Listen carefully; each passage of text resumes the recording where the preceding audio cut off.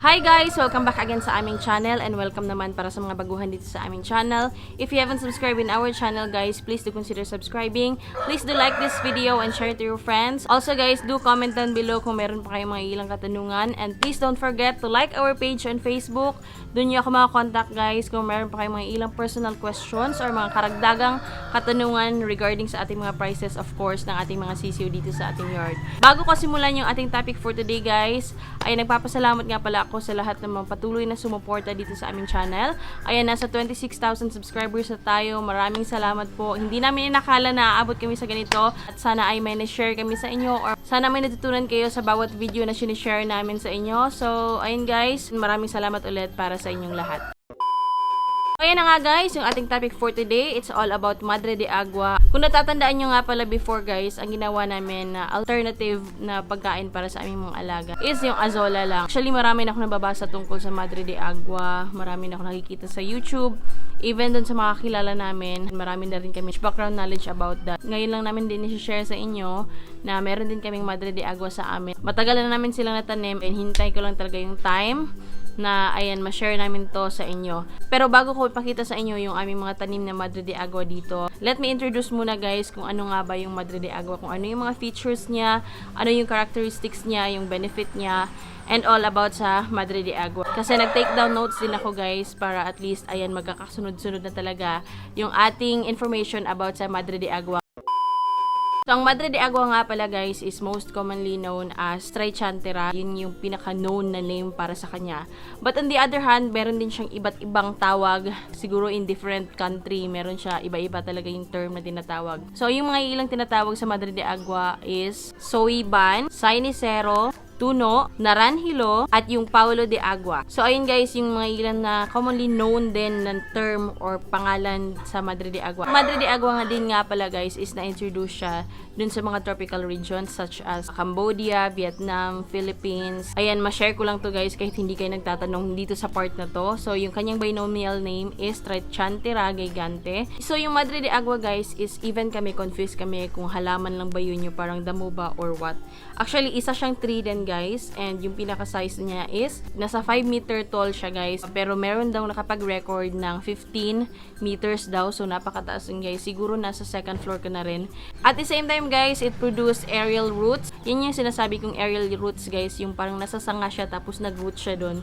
So kapag nag-reproduce tayo dyan, most of the time pwede lang natin i-cut tapos itanim agad dun sa pot para dun siya talaga siya mabuhay. Yun yung pinakamaganda din kapag may aerial roots yung isang puno kasi medyo mas madali din siya ma-reproduce. Yung leaves naman niya guys is ganito. Nabasa ko nasa 26 cm yung kanyang haba. Tapos nasa 14 cm naman yung kanyang wide. So even hindi kayo nagtatanong, ayun, na-share ko lang din sa inyo. At the same time guys, yung ating Madre de Agua is a flowering tree siya guys. So yung kanyang flowers is lalo na kapag medyo matanda na or makatandaan na yung tree na Madre de Agua is kulay maroon. Tapos yung inside niya guys or yung kanyang gitna is parang may pagka-yellow. Yung hugis naman ng flower niya guys is parang bell lang siya. And nga pala guys, nagbo-bloom yung flower ng ating Madre de Agua is afternoon tapos nagpo-fall away naman siya kinagabihan yan. So, ganun lang din ka real quick yung kanyang pamumulaklak. So, ito na sabi ko sa inyo, kinukultivate siya as an animal feed. So, pwede siya sa mga ducks, sa pigs,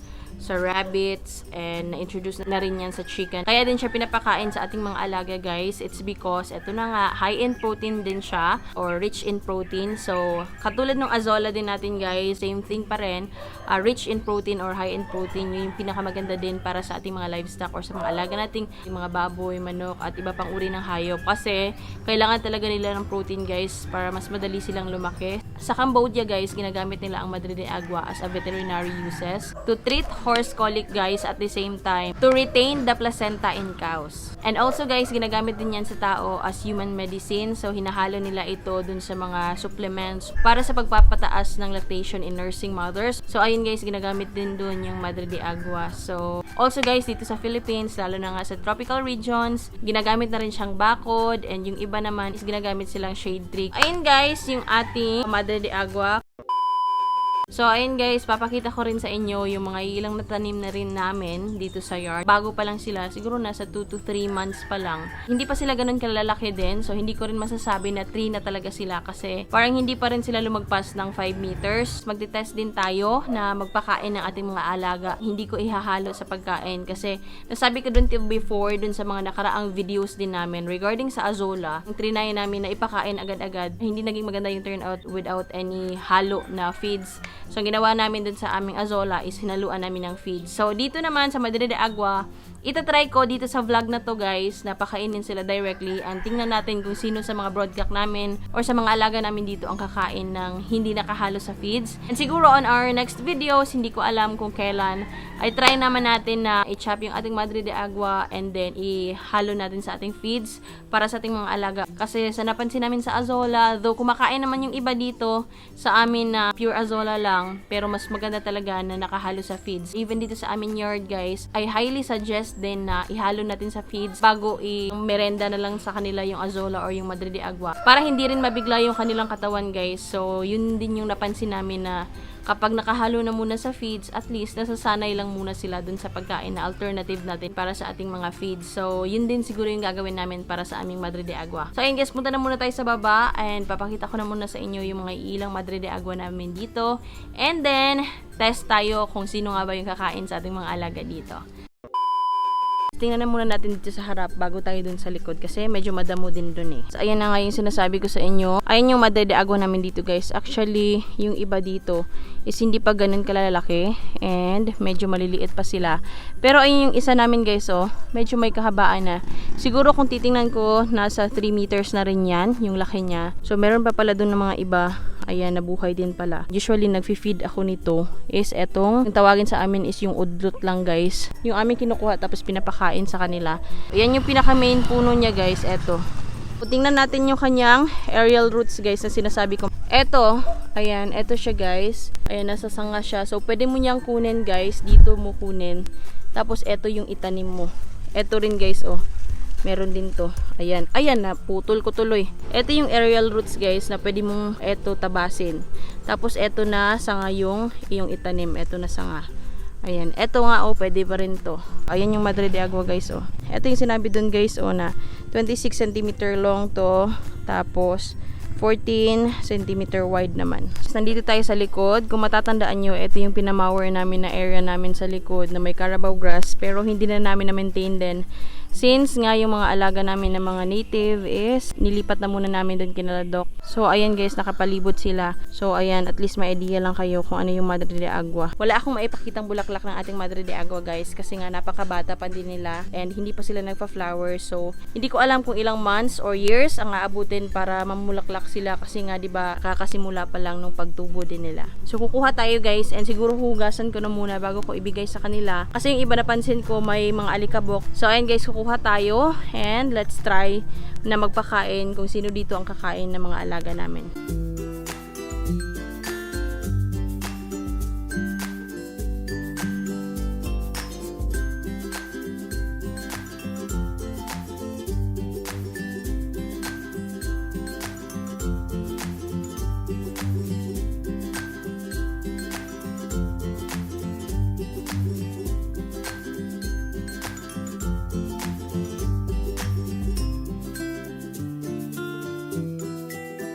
So ayan guys, nahugasan na natin yung ating Madre de Agua. Subukan naman natin ngayon na ipakain sa kanila. Dito naman tayo sa isa nating broadcast guys. Subukan lang natin. Ayan, malinis yan. Boy next, malinis yan boy. So, mukhang natakot siya guys. In case na kumain siya, mas natakot ata siya.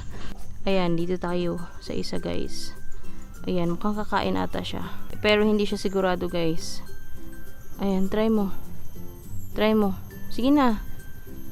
Wala. Wala pa rin guys. Ito guys, last broadcast na ito-try natin. Then, proceed tayo dun sa mga babae. Ayan. Mukhang ayaw pa rin. Walang may gusto sa kanila ng Madre de Agua. Dito tayo sa mga broadhen guys. Ayan, may mga broadhen to dito. So, eto, try natin tong isa. Ayan, kung kakain ba siya. Ayan, medyo malita rin to. And mukhang ayaw niya. Ay, kumain siya guys. Pero siguro, ayun. Sinubukan niya lang din siguro. Ayan, kumain talaga. Ayan. So, mas maganda din to sa kanila guys kasi nga high in protein. So, ayun. Kumain siya pero paunti-unti pa lang guys. So, kapag napatuloy natin to tapos masanay siya is okay guys or maganda. Kasi, parang ito na lang yung ipapamerenda natin sa kanila. So, try natin dito sa isa guys. Kasi may isa pa dito eh. Ayan. Pero, ayun. Takot sa Madre de Agua ito. May pulet tayo dito na mga, ayan, black siya guys. Eh, hindi nyo masyado makita. So, i-insert ko to dito guys. I-try ko na ipakain sa kanila or kung lalapit ba sila. Try natin. Ayun, kumain din. Kung sana lahat ng manok natin is kumakain ng ganito, ayun, mas makakales din siguro talaga tayo sa feeds kasi kukunan mo lang tapos hugasan. Tapos siguro kahit na talian mo lang tapos ipakain sa kanila. Kahit na pang merienda lang, makakales din siguro tayo sa ating feeds. Try natin yung sinasabi kong last na mga pulet and iwan na lang natin to dito. So dito naman tayo guys sa dalawang pulet na to. Ayan, ang lakas kumain ng dalawa. Ayan guys, oh. Ayun. Warshock masyado. Ayan, tingnan natin. Ayan po. Ewan ko ba kung medyo madilim ata pero ang lakas nilang kumain guys. Yung isa nakakuha siya ng malaki. Ayun, yung nasa loob. Ayun, nakuha niya tuloy.